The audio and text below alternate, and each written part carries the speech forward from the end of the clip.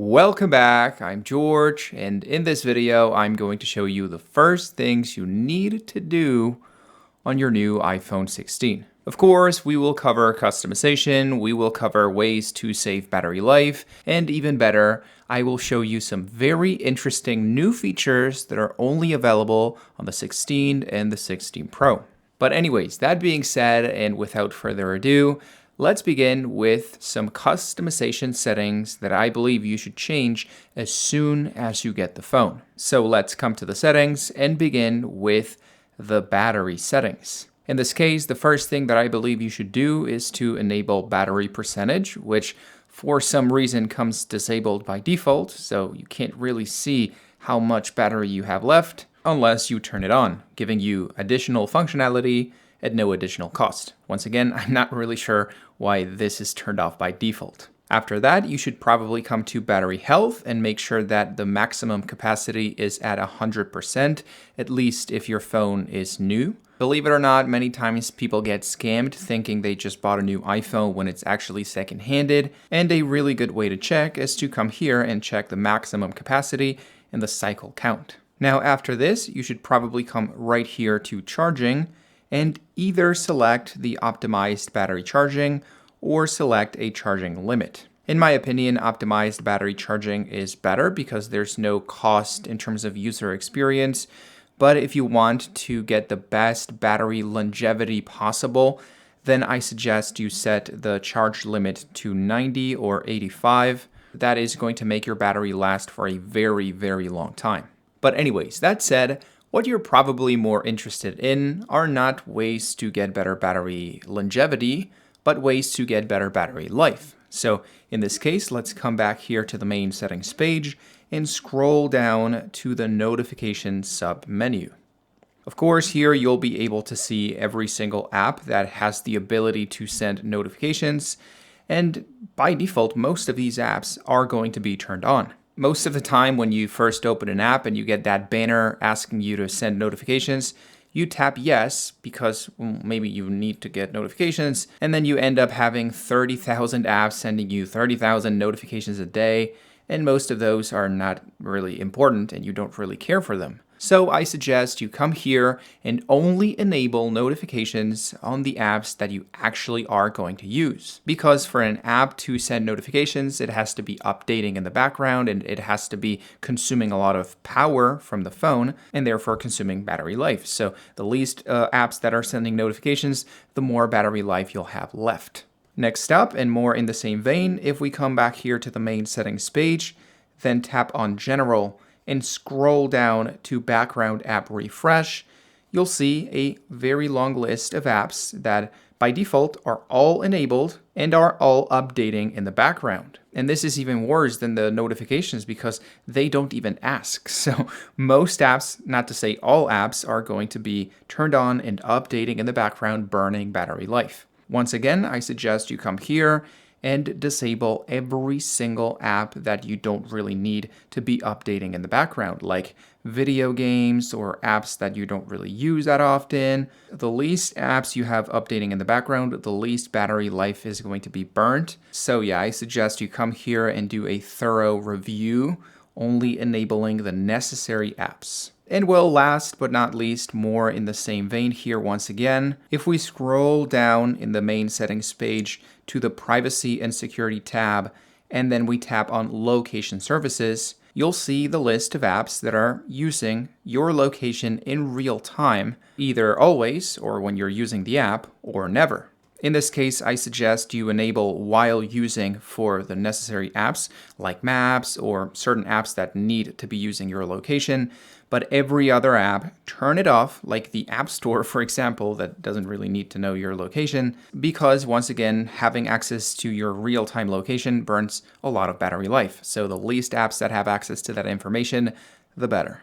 But anyways, that being said, there's actually a last way to save battery life on the iPhone 16, but this one is a little bit more controversial. If we come to the accessibility page and then we tap on motion right here, you'll have an option all the way at the top to reduce motion, which is essentially going to get rid of the animations on the iPhone. So as you can see, if I swipe home, it's going to be more of like a hard cut instead of a smooth animation. And well, same for getting into the app or, well, any other animation you'll see across the system. Now, most people are not going to like this because, the animations and the fluidity is part of the user experience. But I also know some people don't really care for these things and would like to save some battery life. So in that case, I suggest you turn reduce animation on. But once again, it depends on the person.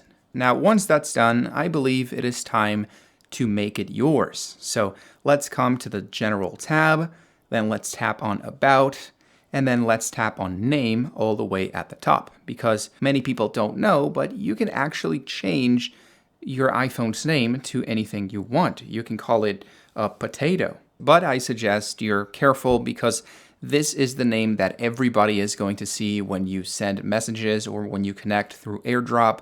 So, you can be funny, but don't be too funny because your parents, your grandparents, everybody is going to see this name. But anyways, that being said, and before we continue, I would like to take a moment to talk about Framer. Framer is a tool that makes it very, very easy for anyone to publish a fully functional website within minutes. If you're not a developer or a coder, this is totally game-changing. You don't have to worry about learning code or hiring a very expensive developer because Framer handles everything technical, the back end, so you can focus on making it look and feel the right way. With a library of more than 700 templates, you have a ton of options for design. And of course, you also have lots of plugins like Notion integration or a Google Search Console to customize the functionality based on your needs. All of this is provided in a simple and intuitive interface that makes it very easy to navigate, so you can have a good time while building the site, and so you can get it done in a short amount of time. So TLDR, Framer makes it cheaper and easier to build a website, whoever you are. I left a link in the description that will give you a 25% discount for the first 3 months. So if it sounds good, make sure you access through my link to get that 25% off. Thank you, Framer, for sponsoring this video. But anyways, that being said, I think we've covered a great deal of settings to improve your user experience. It is time to talk about some new features. If we come to the Safari app and then we look for any article or any website, in this case, let's tap on a GTA 6 news article, you will now be able, only with iOS 18, to remove pop-ups or cookie ads or terms and conditions or anything you want on any article with the tap of a button. And this, I have to be honest, is my favorite feature by far on this phone. So if we tap right here at the bottom of the phone and we tap on hide distracting items, we will be able to literally select and remove anything we want on the display. We can even remove logos or the entire page, as you can see. So when a web page is way too intrusive and it starts, showing ads on top of the content and pop-ups and terms and conditions you don't really want to agree with, you can just come here, tap on distracting items, and delete anything you want. And when I say anything, is anything, even the article itself. It's kind of crazy. Back in the day, we actually had another alternative for this, which was the reader mode, which essentially, creates more of like a ad-free page where you can just see the content. But some websites actually started to block the reader mode, so you had to, eat up all of the ads and the pop-ups and the cookie accepting menus and the terms and conditions. So Apple fought back with the hide distracting options thing. But anyways, that said, let's come back here to the home screen because I actually have to cover what's probably the biggest upgrade with new iPhones on iOS 18, which is all of the new customization. If we swipe down and then we tap and hold on the notifications page, you'll see that we get access to the collections page, which essentially lets you have multiple different wallpapers and multiple different lock screens, each with its own individual style and specific information. If you want to create a new one, you have to swipe all the way to the right and then tap on Add New. Automatically, you'll get greeted with the wallpaper selection, which is the first thing you want to choose. In this case, of course, you get all of the Apple official wallpapers, but you also have the option, if you want, to select any photo from your gallery. After that, you'll be greeted with the lock screen customization tab, where you can choose the font and the size of the text for both the time and the date. And even better, you can also choose different widgets for the lock screen. In this case, any widget that's available on your phone, any app that can create widgets, will probably have a version of that widget for the lock screen. But what's probably my favorite feature here on the lock screen, and that's new with iOS 18, is the ability to change the quick toggles at the bottom. As many of you know, for a very long time, we've had the flashlight and the camera, and no ability to change those quick toggles. But now you can actually delete any of those quick toggles and replace it for anything else you want. Every quick toggle that's available on your control center will also be available on the lock screen, and there's a lot of options. You even have the option, as you can see, to create shortcuts, which essentially gives you the option to create a custom command to do anything you want. You can create a quick toggle to turn on your lights, to start your air fryer. You can create a quick toggle to automatically call a specific person. The possibilities are truly endless with shortcuts. So yeah, we've essentially gone from 2 options to unlimited options. But that being said, I have to say, what's probably my favorite customization feature with iOS 18 is that now, for the first time ever on the iPhone, we have the ability to place apps anywhere we want. You've probably noticed that my apps are actually at the bottom of the phone instead of at the top. And this was definitely not an option before. Back in the day, we were only able to place apps one after the other, starting from the top left. So if you want to take everything down to be more comfortable to use with one hand, you can do so. And if you want to place apps in a random way all across the phone, as you can see, you can also do that. Now, also on top of this, if you tap and hold on the home screen and then you tap on Edit, you'll see that there is a new tab called Customize, where you'll be able to choose between the classic icon style, a dark icon style, and even, well, I don't want to say better because it's not better, but different, is a tinted icon style, where you can basically give every icon on your home screen a specific color from, well, any color that's available on the rainbow. As you can see, you can choose the specific color, you can choose the intensity, so yeah, the possibilities are endless. Now, once again, I'm not saying this is the best option because most of the icon tints are actually not going to look that good, but for creative people that can properly match a wallpaper with the tint of the icons, you can actually create some very interesting combinations. Now, to be honest, I personally am not a big fan of the dark mode or the tinted mode, but I am a very big fan of large icons, which, as you can see, is going to make the iPhones look a little bit bigger, and it is also going to remove the text from the bottom of the app. You've probably been using most of these apps for years and years, and you know what they are, so the text wasn't really providing any value, and now everything looks a little bit more clean and professional. Now, that said, I have to say what's probably been the most surprising inclusion here on the home screen is the ability to lock apps. So if you tap and hold on any app, you'll see that there is a new option called Require Face ID.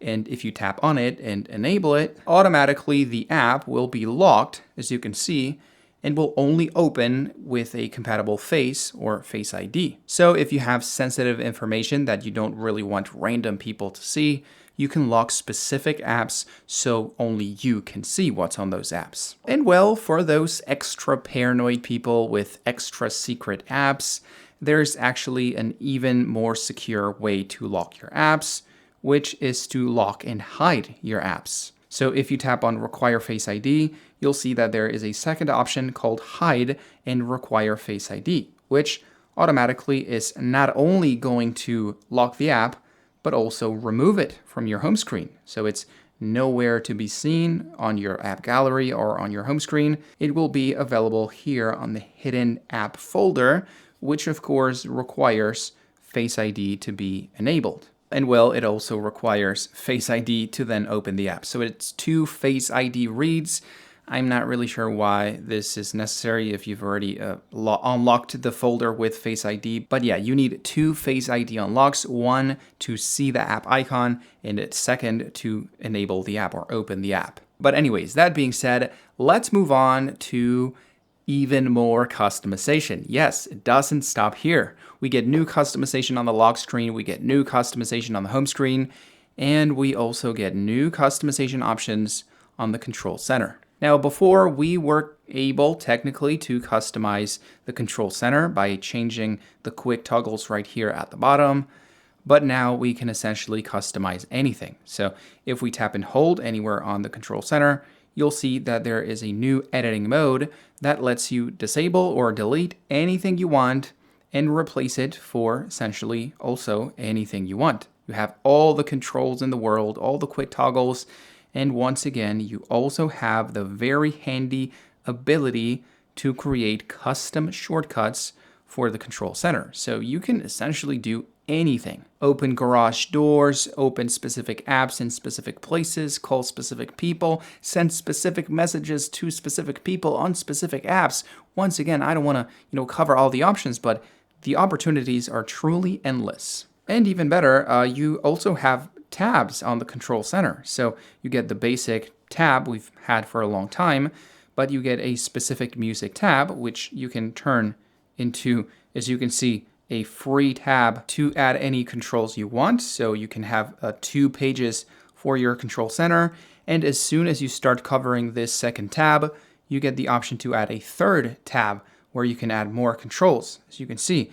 And once you start covering that third, you get a 4th tab, which you can cover with as many controls as you want. And you guessed it, you then get a 5th tab. And well, this can keep going forever. So you can essentially have 6 different control center pages filled with specific customized icons. I mean, I'm not really sure who's going to go that far in terms of customization, but you have the option. Oh, and by the way, I almost forgot, we also have a very interesting new feature on the control center. As many of you know, for a very long time, we've been able to change or customize the light intensity for the torch. But now if we tap and hold, we also have the option to change the girth of the light here on the control center. So we can make it more beamy, almost like a Star Wars lightsaber, and we can make it spread out so we can cover a bigger surface, but with, of course, less intensity. And well, of course, we can also change the intensity of the light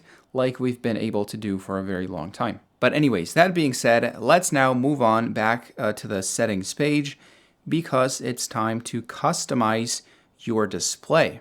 Of course, here on the display tab on the settings, we get all the basic controls you probably already know. We can change from light mode to dark mode. We can change the text size. We can change the brightness either manually or automatically. But there are 2 specific settings that I want to cover in this video. The first one is True Tone right here, and it essentially changes the colors of the display to match your environment so the display is easier to read. One of the reasons why many people get, uncomfortable or even get headaches after using technology for a long time is because of those inky blue lights on displays. And True Tone essentially helps alleviate those blue lights by adapting the colors to your environment. And well, the second, more in that vein, is Night Shift, which is an even more aggressive version of that. Essentially, Night Shift is going to get rid of those blue lights completely, making the display look a lot warmer, ideally for when you are about to go to bed. Another downside of those blue lights on displays is that they essentially screw with your day-night cycles, making it harder to fall asleep. So Night Shift essentially tries to prevent that problem. You can, of course, manually enable it and it automatically turns on, as you can see, making the display visibly warmer because it's getting rid of those blue lights. Or even better, you can create a schedule so it automatically turns on or off at specific times of the day. But anyways, that said, and before I continue with the video, I actually have a message that could be interesting to some of you. If by any chance you would like to be a YouTube creator and you also like tech, which is probably the case if you're watching this video, pay close attention because I'm building a project, more specifically a YouTube channel, and I need people to be in front of the camera with me. So once again, if you would like to be a creator and you like tech, then send me a message to this email right here so we can talk.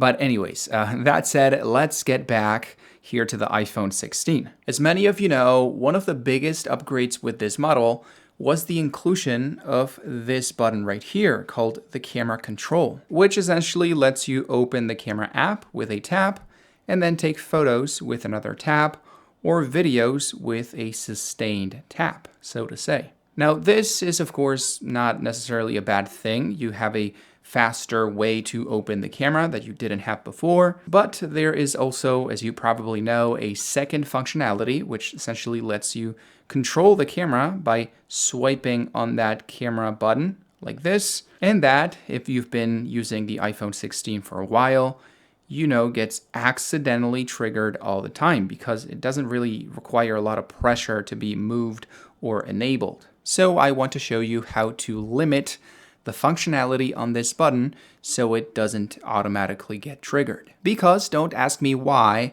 it's actually pretty hidden on the settings page. You have to come to accessibility, then you have to swipe down to camera control, and then you have to disable light press. This essentially is going to let you still be able to quickly open the camera and take photos, but it is going to completely disable that quick mode action thing that was the root of those accidental triggers. Or, well, for those of you who really hate the camera control, you can also disable it altogether by disabling camera control. So it's not going to work either as a button or as a swiping control to move around the camera. It is going to be completely useless.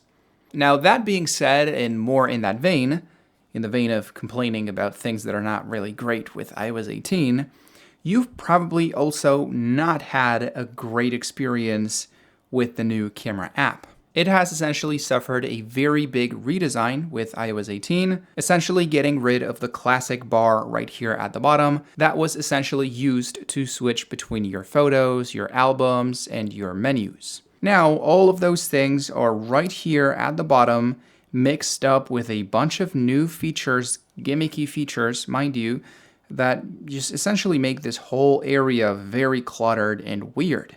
Now, if you want to fix it, you actually have to swipe all the way to the bottom, then tap on Customize and Reorder, and at least in my opinion, delete everything that was not available before. So let's delete recent days, people and pets, pinned collections, memories, trips, featured photos. Let's then maintain media types, utilities, albums, and shared albums, and delete wallpaper suggestions. Once you do this, you'll see that the bottom row is a lot more organized and a lot more, compact, only showcasing your media types, utilities like, deleted photos, hidden photos, of course, your albums, and your shared albums, just in case you have, shared albums with other people on iCloud. But anyways, that being said, let's now move on to a fan favorite in this videos.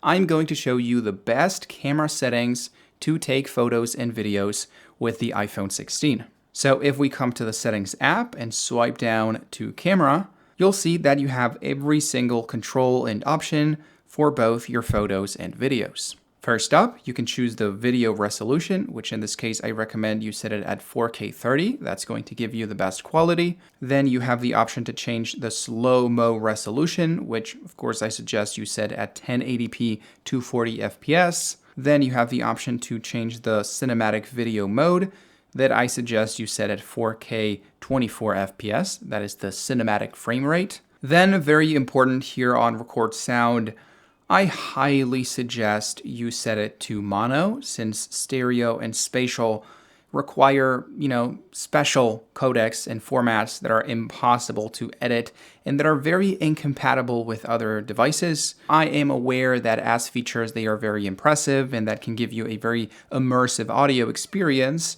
But once again, if you're planning on sending your videos to other devices or even worse, editing those videos, then you should set audio to mono. Now, down here on formats, you can also choose between high efficiency and most compatible, with high efficiency giving you smaller files, but also with a little bit less quality, and most compatible giving you bigger files, but that also look better and that are easier to edit and more compatible with other devices, like the name suggests. Below, you can choose the photo resolution, for some reason only between 12 and 24 megapixels, because if you want to enable 48 megapixels, you actually have to enable resolution control and then come to the camera app and then enable JPEG Max. It is very confusing. I'm not really sure why they don't just give you the option to change, well, 12, 24, or 48 here on the same menu. But yeah, this is essentially going to be the resolution you have by default. And then if you enable resolution control, you'll be able to temporarily enable JPEG Max to take even higher resolution photos at 48 megapixels. Now below here on preserve settings, you'll be able to choose which modes or menus on the app get preserved, so to say, after you close the app, so you don't have to set them up again every time you reopen the camera app. I'm pretty sure you've been there before where you're maybe taking videos with a selfie camera and then for some reason you close the camera app and you come back here again and the camera has reset itself to photos with the main camera, so you have to repeat the process one more time, sometimes even changing the resolution. So well, if you enable every option here on preserve settings, everything will be preserved and you won't have to do that ever again. But anyways, that being said, I believe that is everything you should do with your new iPhone 16. Of course, there is a lot more tips, tricks, and features that you could change or you could try, but this essentially covers the first and most important things you should try or you should do. If you have any question regarding anything that I've said in this video, please tell me in the comments. And for everybody else, I hope you enjoyed the video, and I hope to see you again in a new video. Peace.